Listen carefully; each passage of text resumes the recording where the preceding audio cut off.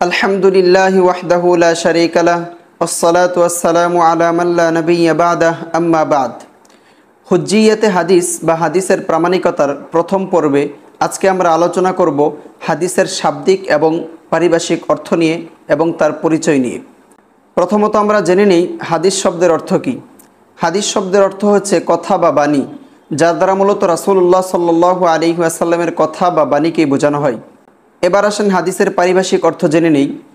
হাদিসের পারিভাষিক অর্থ দুইভাবে করা যায়। এক, ইস্তিলাহুল মুহাদ্দিসিন তথা মুহাদ্দিসিনের পরিভাষায় হাদিস।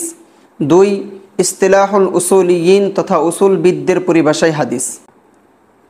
এক নাম্বার, ইস্তিলাহুল মুহাদ্দিসিন, মুহাদ্দিসিনের পরিভাষায় হাদিস বলা হয় হুয়া আকওয়ালু রাসূলিল্লাহি সাল্লাল্লাহু আলাইহি ওয়াসাল্লাম ওয়া আফআলুহু সাওয়াউন কানাতিল আফআলু ইখতিয়ারিয়াতান কাল ইবাদাতি ওয়াল কিয়ামি ওয়াল জুলুস ওয়া সাওয়াউন কানাতিল আফআলু গায়রা ইখতিয়ারিয়াতিন কাবিলাদাতিন নবী সাল্লাল্লাহু আলাইহি ওয়াসাল্লাম ওয়া ওয়াফাতিহি ওয়া মারাদিহি ওয়া আহওয়ালিন নবী সাল্লাল্লাহু আলাইহি ওয়াসাল্লাম সাওয়াউন কানাতিল আহওয়ালু ইখতিয়ারিয়াতান কাহালাতি হারাকাতিল ইয়াদ ওয়া সাওয়াউন কানাতিল আহওয়ালু গায়রা ইখতিয়ারিয়াতিন কাহালাতিল মারাদি ওয়া হালাতিল উলাদা وتقرير النبي صلى الله عليه وسلم وكذلك يطلق الحديث على أقوال الصحابة وأفعالهم وتقاريرهم وكذلك يطلق الحديث على أقوال التابعين وأفعالهم وتقاريرهم। উক্ত ইবারতের সারমর্ম হলো মুহাদ্দিসিনের পরিভাষায় হাদিস বলে মূলত 12টি বিষয়কে বোঝানো হয়।